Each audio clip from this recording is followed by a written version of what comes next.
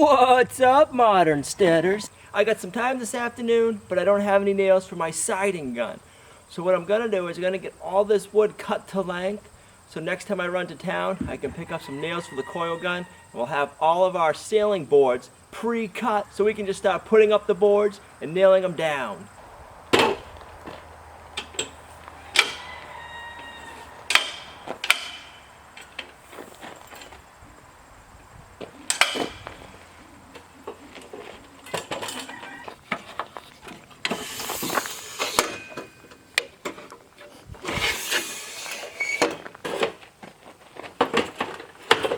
So I love hanging some of these ceiling boards today, but I only have a limited amount of time.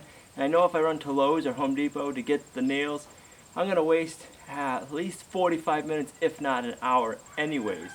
That's a lot of precious time when I only have a few hours to work. So I got to go out to town tonight. So if I leave 10 minutes early, run there, get the stuff I need, that'll be a lot of time saving. And then if I get all these boards pre-cut to length, when I have the time to put them up, it's going to go so much faster. So I'm going to try to work smarter, not harder, and plan it all out, so that way when we do have more time to work, it just flows nice and easy.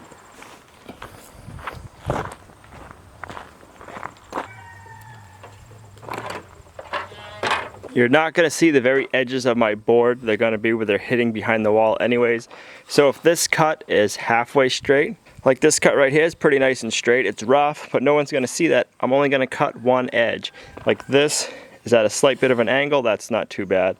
Maybe this one I think I can use that one too. But if one end or both ends are really bad, I'll square up one of the ends. But if they're not, I'm just going to go with the rough sawn cut they already have. Sometimes on the rough sawn lumber, these boards right here, at least on this end, I don't have any cuts to show you. There is actually still the chainsaw mark where they cut the tree down from. And you just want to be careful and make sure you cut that end off before you go and measure your board to length and leave it. Because then you just ruin the board and you can't use it for that part of the project that you planned on. The other good part about us cutting all of our rough sawn ceiling boards to length is it's supposed to rain at some points this week. And if it does, we'll already have this stuff undercover in the outdoor kitchen, so if it's raining out, we got a project to do.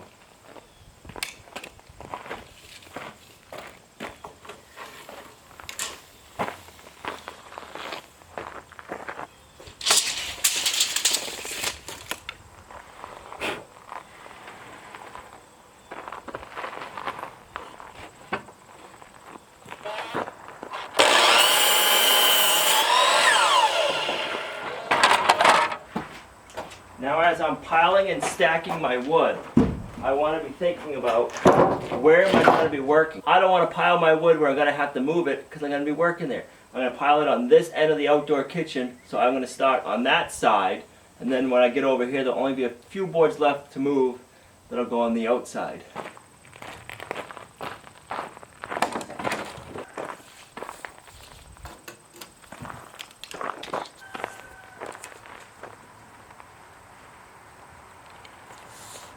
When you're working, you always want to be thinking one step ahead of your project. What am I going to be doing next? Where can I put stuff to make my work easier?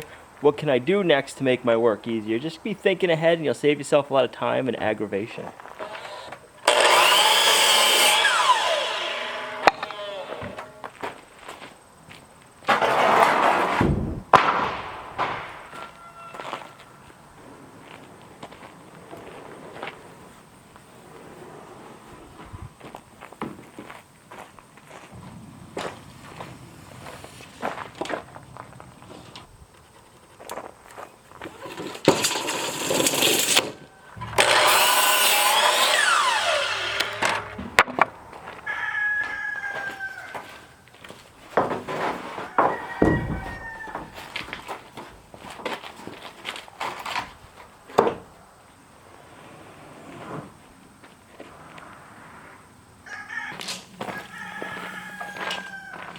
So time is one of those resources that all have the same amount of, and it's limited.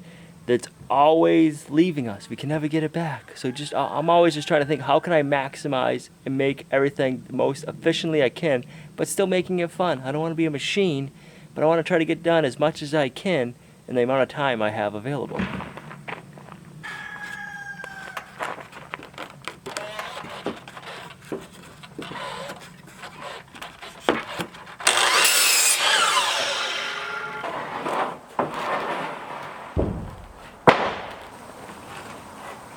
Alright, last one. Cut off the bad end.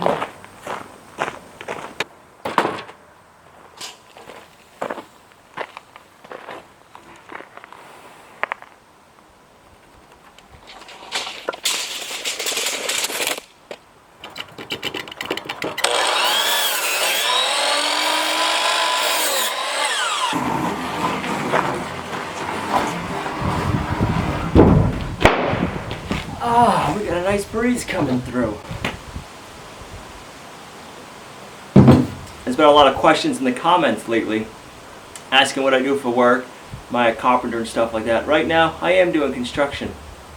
All the construction skills I have are self-taught. The biggest place I learned them, first of all, I'll be watching my grandfather growing up and my father. My grandfather was a carpenter, my father, he always did stuff around the house, and he has a body shop. But the place where I learned the most for myself is the first house we bought was a fix-me-upper.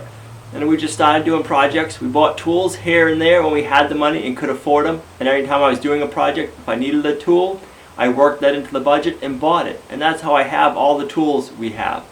When we built our house in 2015, we only had to buy a handful of tools. We had most everything we needed to build our house, which is pretty surprising. Which was nice too, because they've all been paid for a long time ago. And all the tools we're using now, they've been bought and paid for years ago. So just because you've never done carpentry work before or construction doesn't mean you can't pick up a book, watch a bunch of YouTube videos. You can watch our channel too if you want. Learn as much as you can from reading and watching, and then just go out and start doing it. And every project you do, it'll get better and better. It's the same way here. We'll do something, and by the time we're done with it, we're even better. This is the first time we've ever done any post and beam construction here, and I'm very happy with the outcome so far. So don't be scared and don't be worried about how it comes out. Just try it and start doing. That's how we learn. As adults, we don't like learning that way. We don't like learning through failures. And when we were kids, if we didn't learn through failures and just stopped on the first time we failed, we would never be walking. We'd probably never even be crawling. Little Johnny, when he's walking around, and he's starting to walk and he falls down, you don't say, "Oh, Johnny, you stink, don't bother trying." You clap and you applaud and you say, "Good job, Johnny. Just keep trying, you'll get it." It's the same thing throughout life. You just got to keep on trying and getting up. While we're right over here, let's go check on the pigs. They're sleeping, taking a nap. Shh.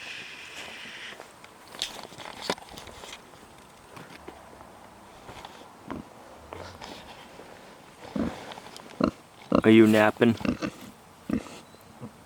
Is it a good nap?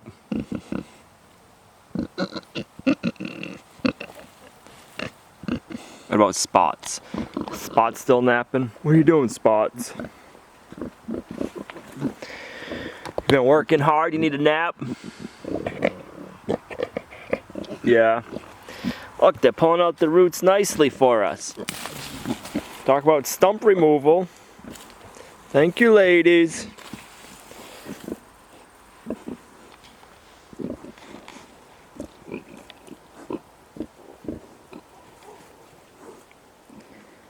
Yep, she's not getting up.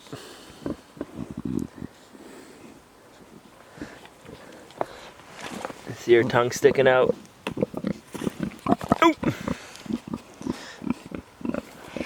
Don't eat my shorts. Oh, you got a dirty face. Means you've been hard at work digging. She's gonna lean right on me. What do you think I am, a scratching post?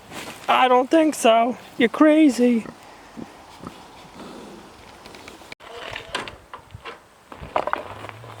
Now even when it comes to all your scrap wood that you're cutting, leave it in a nice neat pile. And if you have one or if you want, put it in a bucket or a box. It makes it a lot easier for cleanup. That can save you 5 or 10 minutes at the end of every day. And at the end of your projects, most of the time, you're going to be pretty wiped.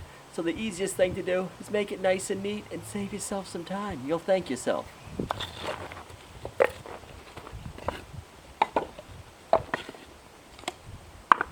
The best part about using real wood and not plywood or vinyl and all that other fun stuff is I got a lot of kindling right here from this project. I don't gotta go to the landfill or nothing. I'm just gonna go stack it in a pile. We got kindling or we got campfire wood. I was gonna say this is the waste from the project, but this isn't waste, this is the leftovers from the project. And we'll turn it into a campfire or kindling. Hope you guys enjoyed today's video. If you did, make sure you give it a thumbs up, share it, it's really helping the channel grow. Don't forget to check us out on Instagram, Facebook, and Twitter. Subscribe if you're not already a subscriber. And we'll see you right back here tomorrow at Lumna Acres, a guide to modern homesteading, self-sufficiency, and freedom. Bye. They love the blackberry bushes.